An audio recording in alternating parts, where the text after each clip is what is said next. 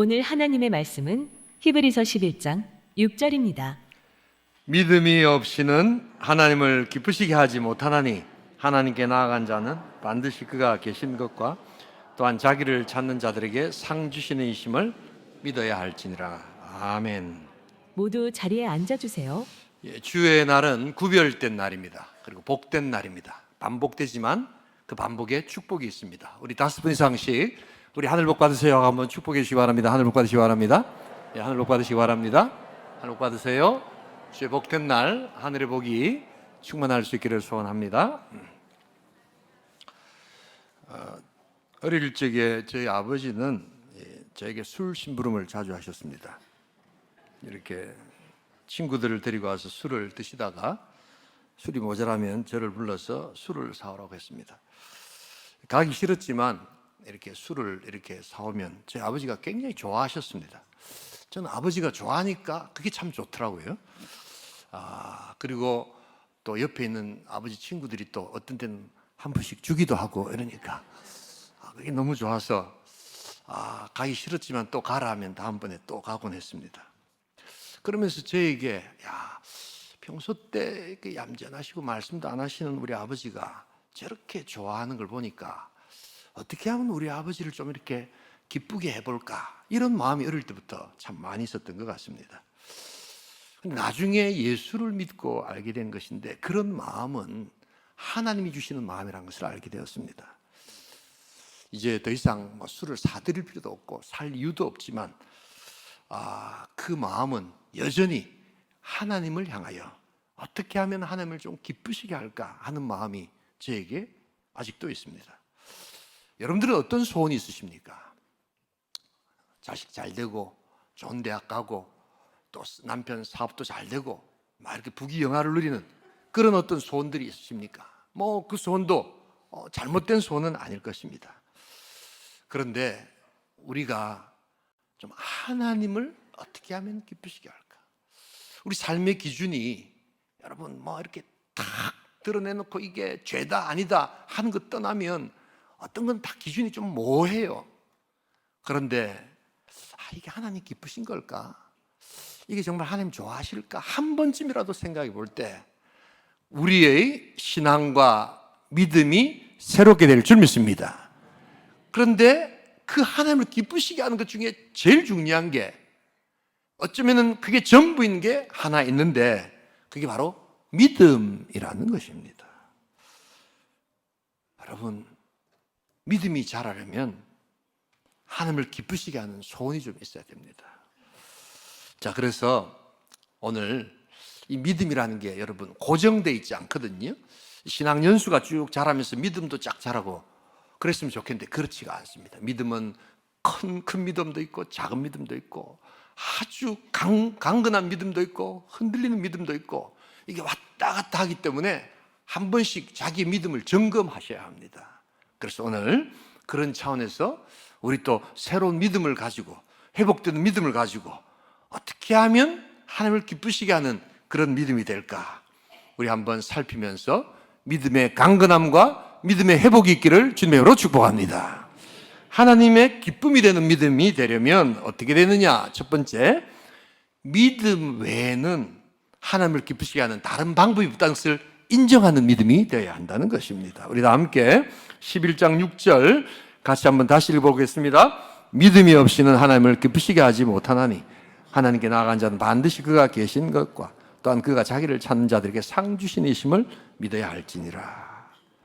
여러분, 하나님의 기쁨 되는 믿음이 되려면 믿음 말고는 다른 것으로 통해서 하나님을 기쁘게 할 수 없어 라는 것을 인정하는 믿음이 되어야 된다는 겁니다. 우리는 의외로 믿음 말고 다른 걸로 하나님을 자꾸만 기쁘게 하려고 하는 시도들을 의외로 많이 합니다. 나름대로 참 귀한 거지만 그건 우리를 더욱더 힘들게 하고 신앙생활을 더욱더 지치게 하고 또한 신앙생활의 믿음을 실제로는 깎아 먹을 수도 있다는 것을 여러분 아셔야 합니다.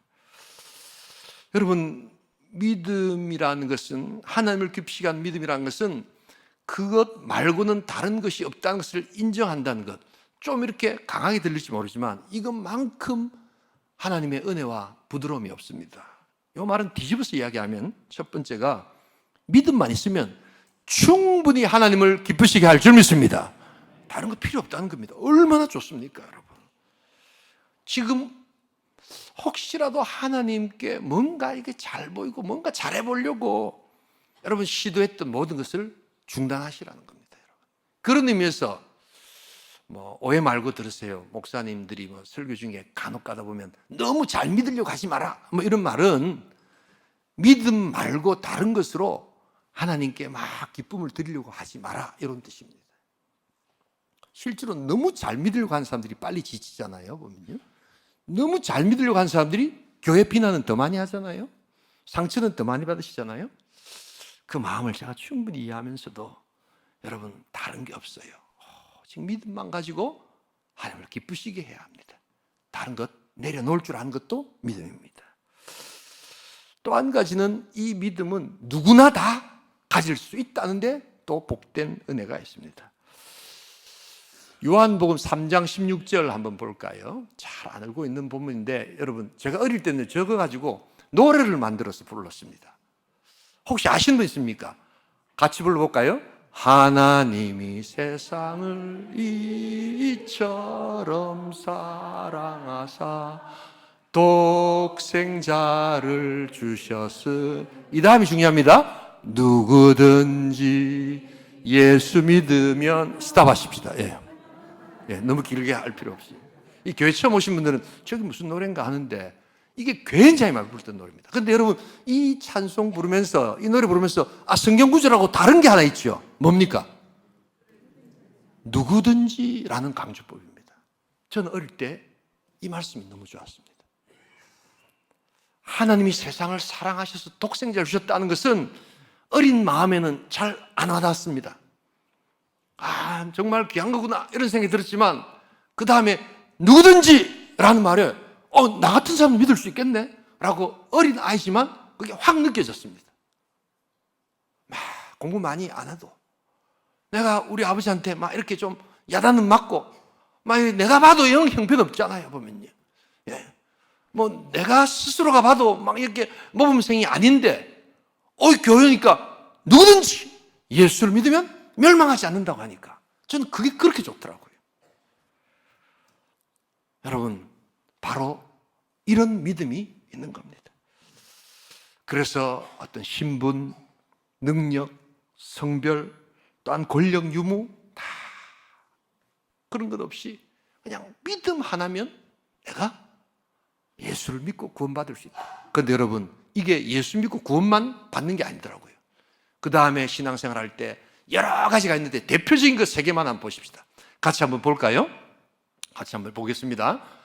구원받는 것, 이것도 믿음이고, 기도 응답도 이것도 믿음으로 해야 되는 것이에요.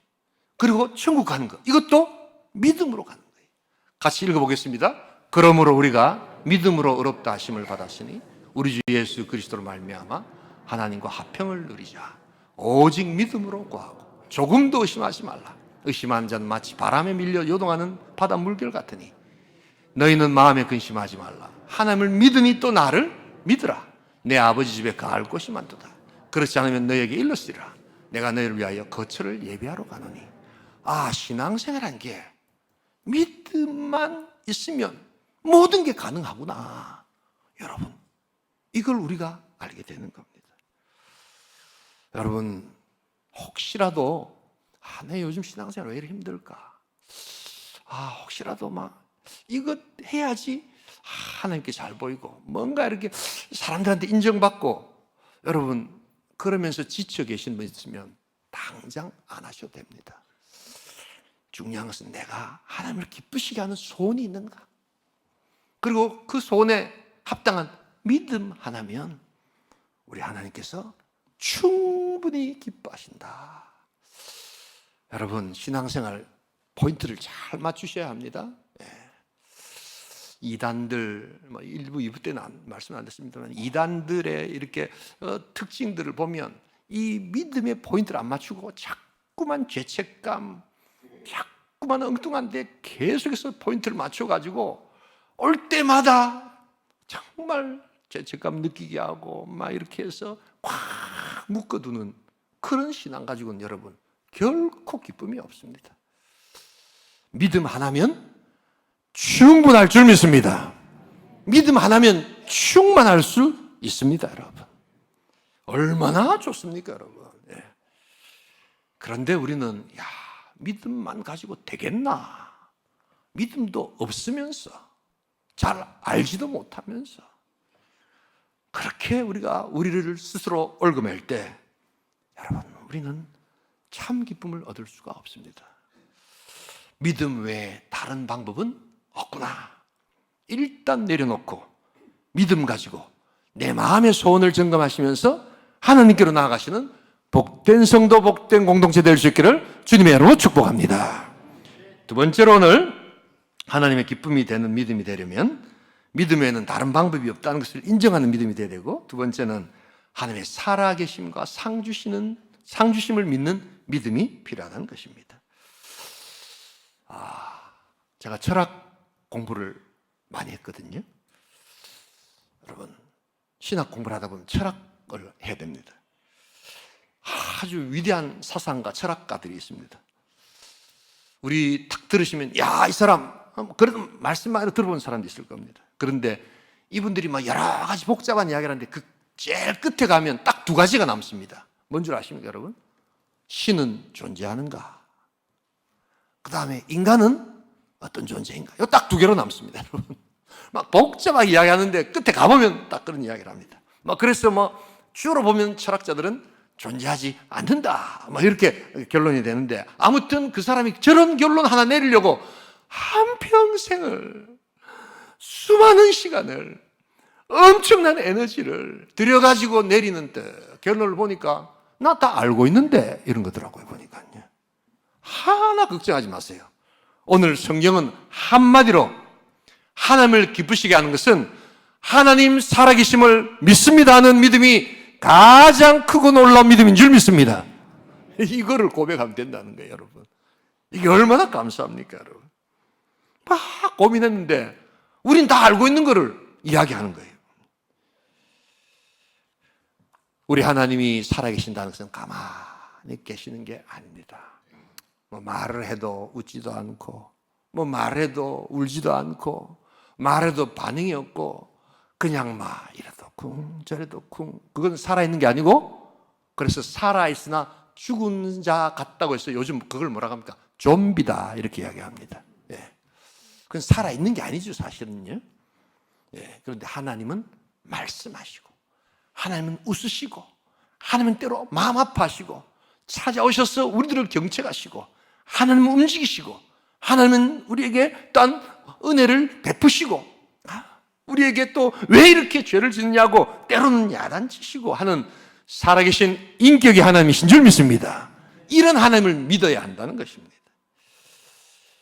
그리고 이 하나님은 바로 우리가 또한 자신을 찾는 자들에게 상 주시는 하나님이신 줄 믿어야 합니다.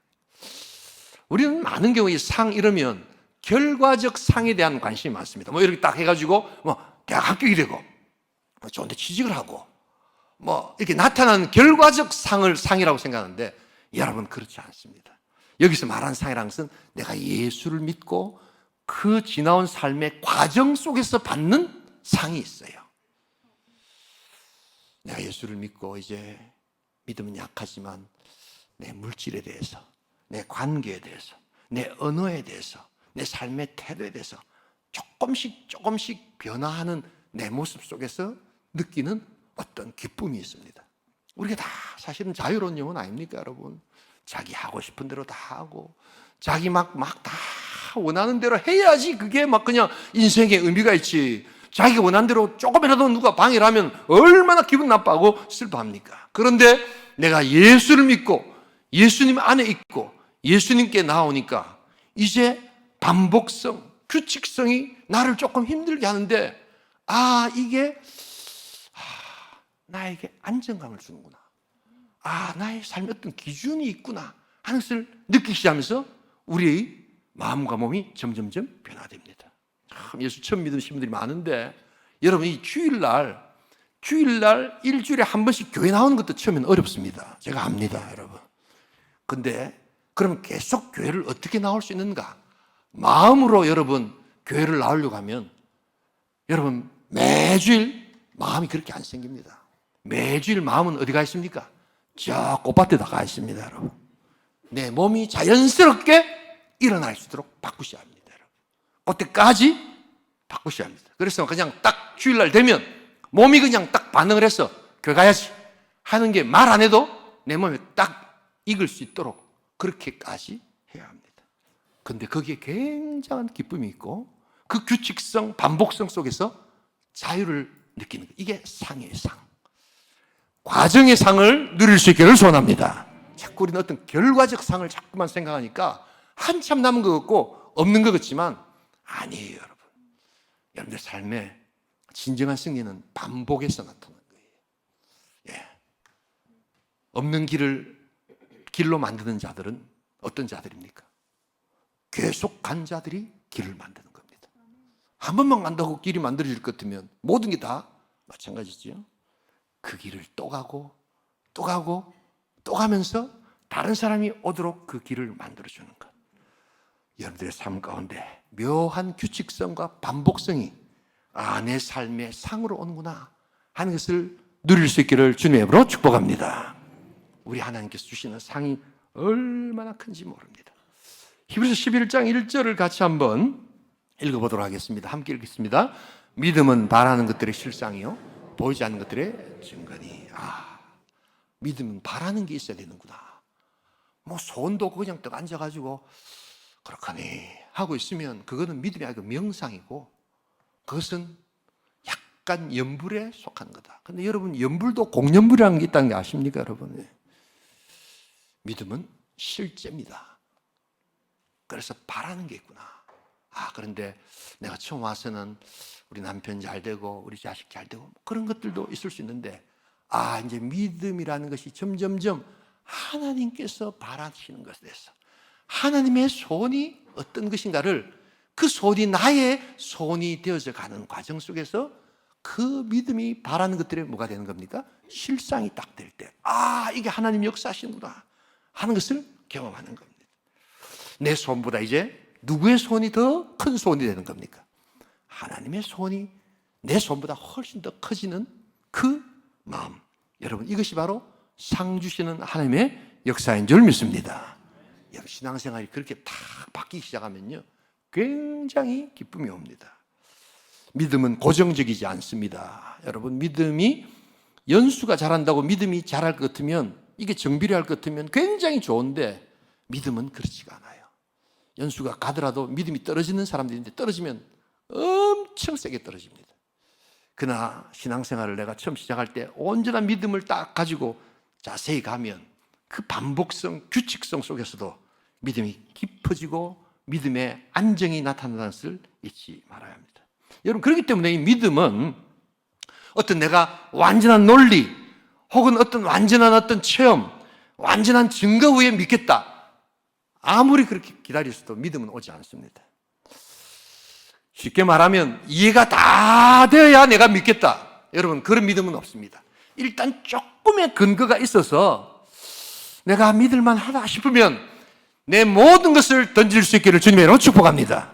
그럼 그 다음에 남는 퍼센테이지를 내가 한 30% 정도 믿을까 말까 하는 그때에 딱 믿기로 결정하면 나머지 70%, 나머지 남은 것을 하나님께서 체험으로, 하나님께서 깨달음으로, 하나님께서 능력으로 우리에게 가르쳐 주시고 체험케 하여 주실 줄 믿습니다. 그런 결단이 안 되는 사람들이 있어요. 마태복음 16장에 보시면 사두개인들과 바리새인들이 예수님께 찾아와서 자꾸만 표적을 보여달라고 이야기합니다. 기적 보여주면 내가 예수 믿겠습니다. 근데 예수님은 뭐라 합니까? 내 이때까지 충분히 기적 보여줬다. 너희 삶에 다 보여줬다. 그러면서 너희들에게 이제 보여줄 것은 다른 게 아니라 요나의 표적밖에 없다. 요나의 표적이 뭡니까? 바로 예수 그리스도 십자가 부활. 사흘 만에 죽었다 다시 살아나실 그 주님의 표적을 나중에 보여주겠다라고 하시면서 표적 보여주기를 거절하십니다. 그리고 그 세대를 향해서 뭐라고 이야기하느냐? 이 악하고 음란한 세대들이요. 왜 악할까요? 왜 그들이 기적 보여주세요.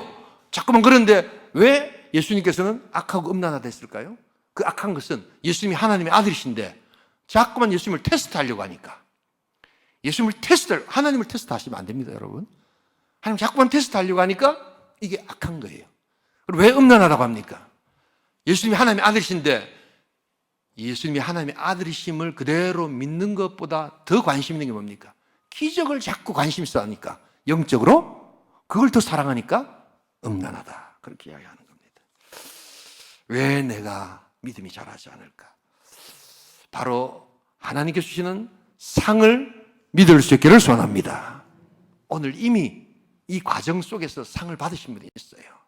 여러분, 그 믿음을 회복하셔야 돼요.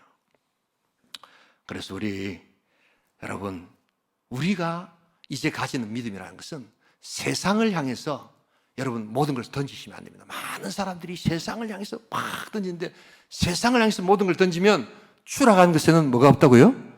날개가 없습니다. 완전히 꼬라박습니다. 용서하고 들으십시오.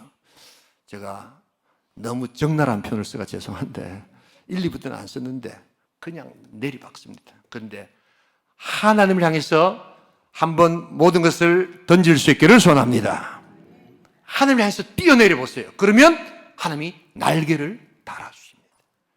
여러분, 이게 바로 믿음의 차이입니다.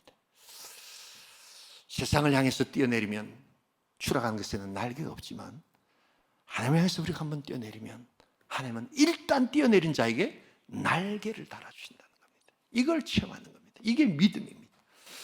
그래서 내가 못하겠습니다.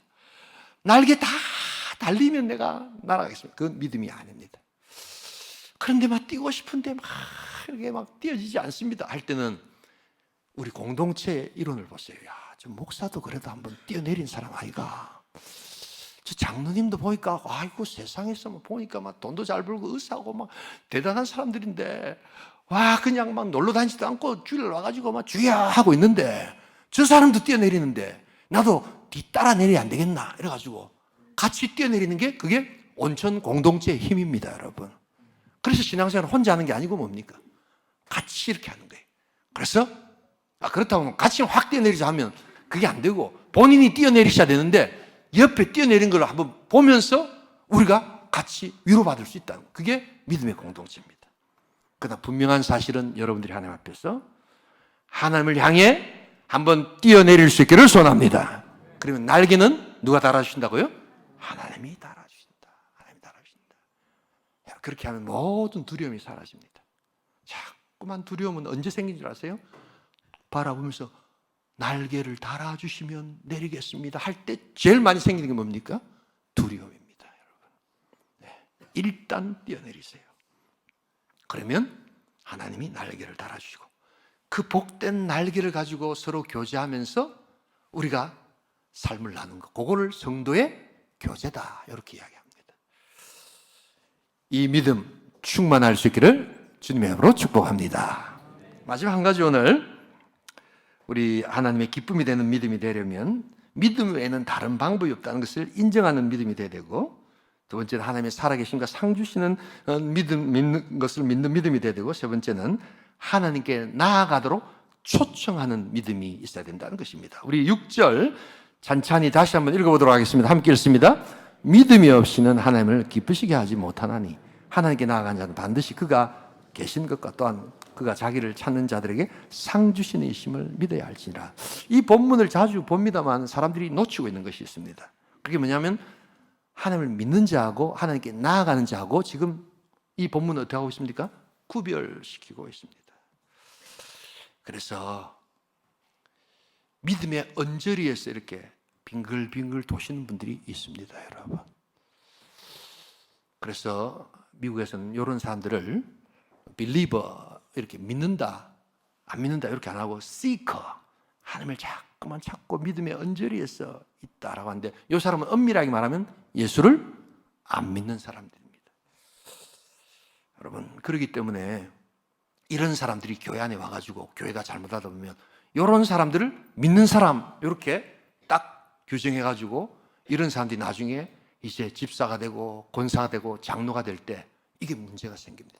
실제로 그 사람은 예수를 안 믿는 사람이에요. 그리고 이런 사람들은 조금만 고난이 오고 어려움이 오면 다 교회를 떠납니다. 그래서 코로나 때 막 이런 때 막 교회를 떠나니까 또 어떤 사람은 이런 말을 만들어가지고 봐라, 교회가 가난한 성도가 많다. 가난이 뭐 무슨 자랑할 것도 아닌데 가난이 무슨 말인가 저도 몰랐는데 보니까 안 나가 뭐 이거에 가나안 안 나가 맞죠, 여러분? 뭐 그거를 또 막 이야기하는 목사 장로들이 있더라고요 보니까요. 그런 사람들 원래 예수를 믿지 않는 사람들이었어요. 그걸 아셔야 돼요. 그래서 그 사람들이 안 나오는 것은 매우 자연스러운 겁니다. 오히려 우리가 해야 될 건 뭡니까? 바로 예수께 어떤 상황에서도 나아가도록 권유하는 사역이 필요하다는 것입니다. 왜? 우리는 믿는 자이기 때문에. 우리 요한복음 6장 37절 같이 한번 읽어보도록 하겠습니다. 함께 읽겠습니다. 아버지께서 내게 주시는 자는 다 내게로 올 것이요 내게 오는 자는 내가 결코 내쫓지 아니하시리라. 예수께 와서 예수를 믿는 자들은 결코 떠날 수가 없습니다, 여러분. 그걸 아셔야 됩니다. 믿음이 없고 예수를 안 믿으니까 떠나는 거지.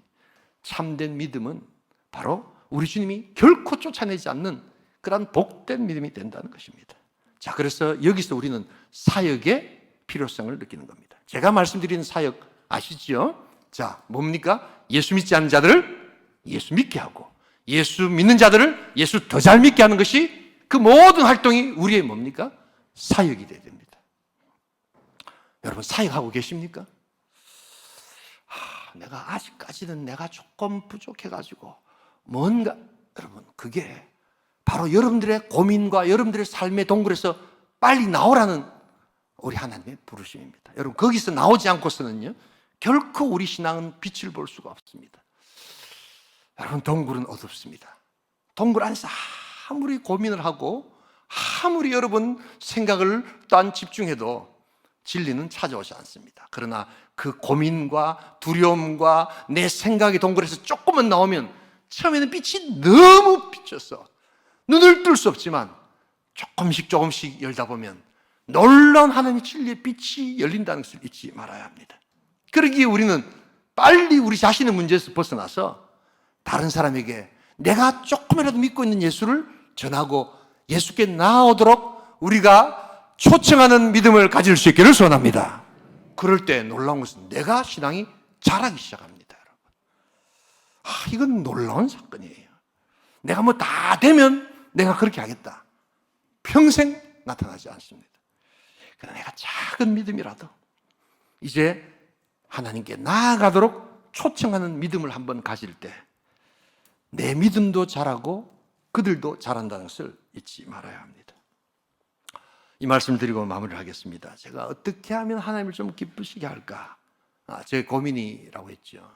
그래서 85년도에 제가 83년도 군대를 갔는데 제대할 무렵에 이렇게 제가 그 경계 근무를 쓰고 있는데 그 참호 속에서 하나님께서 저를 부르신다는 그런 확신을 가지게 되었습니다.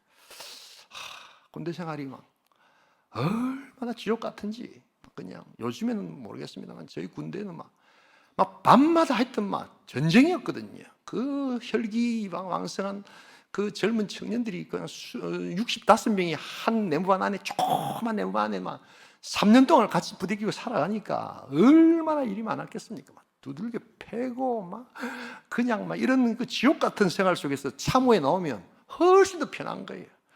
그래가지고 이게 다 생각하는데 하나님께서 이렇게 3년 동안 고생을 시키시는 뭔가 뜻이 아니겠나 이런 생각을 하기 시작하는데 하나님께서 저에게 선교에 대한 부름을 주시는 것 같았습니다.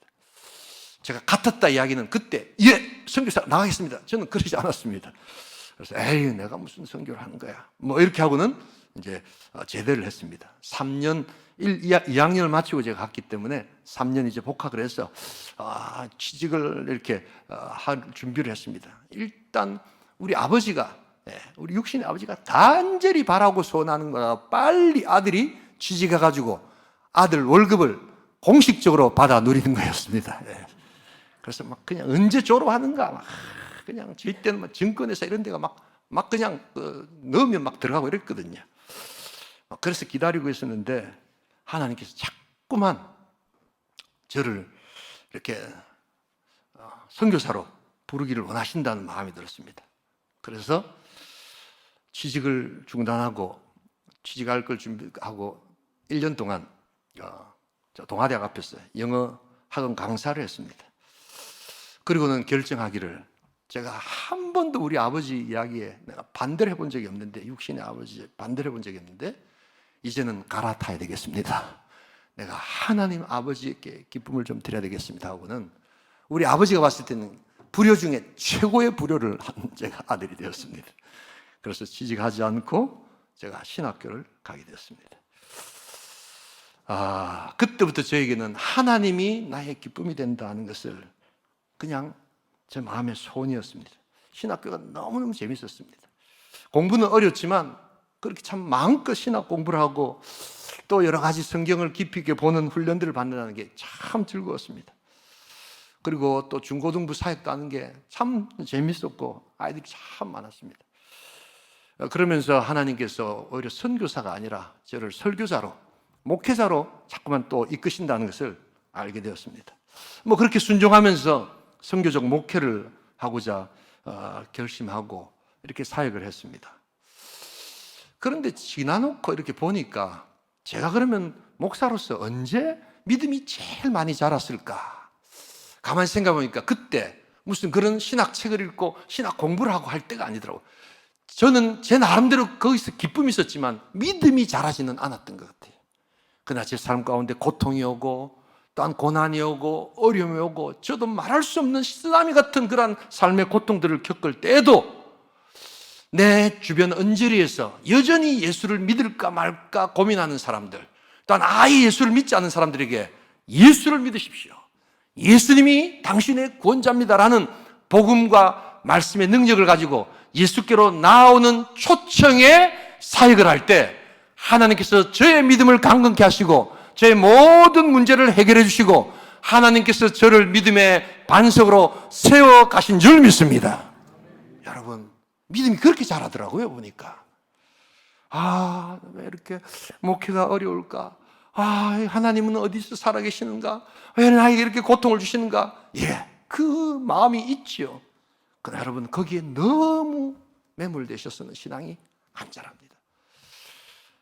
왜 이 고통을 주셨을까? 잠깐 생각해 볼 수 있지만 그럼에도 불구하고 또 내 주변 신앙의 언저리 속에서 왔다 갔다 하는 나보다 더 믿지 않는 사람들에게 예수를 믿어야 합니다.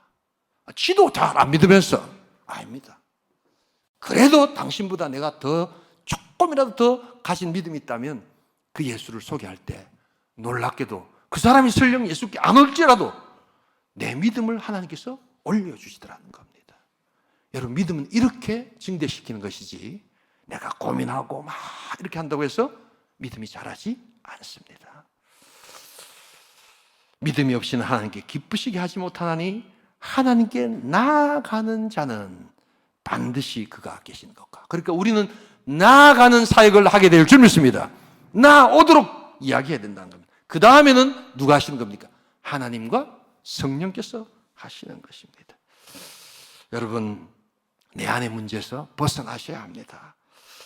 여러분, 자꾸만 여러분들의 문제 안에 딱 매몰되어 계시면 믿음은 자라지 않고, 그래서 그 믿음 말고 또 다른 것으로 자꾸 하나님께 기쁘시게 하려고 할 때 믿음은 점점 더 약해지고 여러분, 믿음이 흔들린다는 것을 여러분 곧 체험하시게 될 것입니다. 오직 믿음 가지고 하나님을 기쁘게 하실 줄 믿습니다. 여러분, 하나님의 역사는 바로 그것입니다. 그 다음에 필요한 물질도, 그 다음에 관계도, 그 다음에 능력도 믿음 다음으로 온다는 것을 알아야 합니다. 우리 복된 믿음이 저와 여러분들에게 있기를 주님의 이름으로 축복합니다. 어떻게 하면 하나님 기쁨이 되는 믿음이 될 것인가? 믿음 말고 다른 것으로 기쁨을 드려가는 모든 시도를 내려놓으십시오. 그거 가지고는 안 됩니다. 신앙생활 왜 이렇게 피곤하고 지칠까? 그런 것들을 점검하셔서 그만두셔야 합니다. 그리고 하나님의 살아계심과 상주심을 여러분 받아들이셔야 합니다. 그리고 내가 조금의 믿음이 있더라도 믿음의 언저리에서 우왕좌왕하는 사람들에게 주님께 나아오십시오 라고 하는 초청하는 믿음이 있어야 합니다. 놀랍게도 하나님께서 우리의 믿음을 변화시키고 더 굳센 믿음, 더 능력의 믿음으로 이끄신다는 것을 기억하면서 하나님의 기쁨이 되는 믿음 소유하시는 복된 성도, 복된 공동체 될 수 있기를 주님의 이름으로 축복합니다. 우리 시간 한번 기도하기를 소원합니다.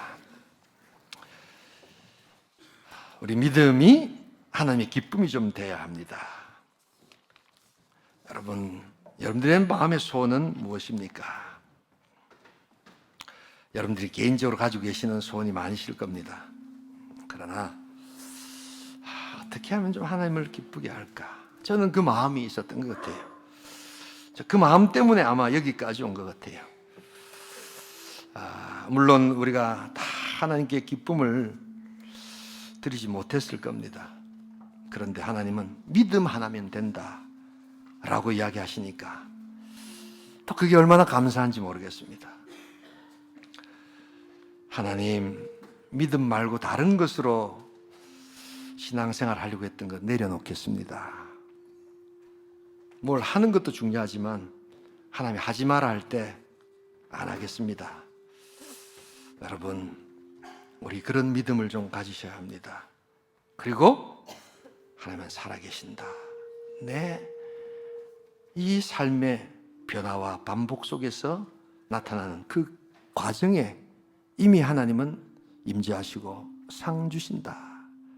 여러분, 반복과 또한 여러 가지 어려움들 가운데서도 우리 하나님은 여러분들과 함께 하신 것을 느끼셔야 합니다.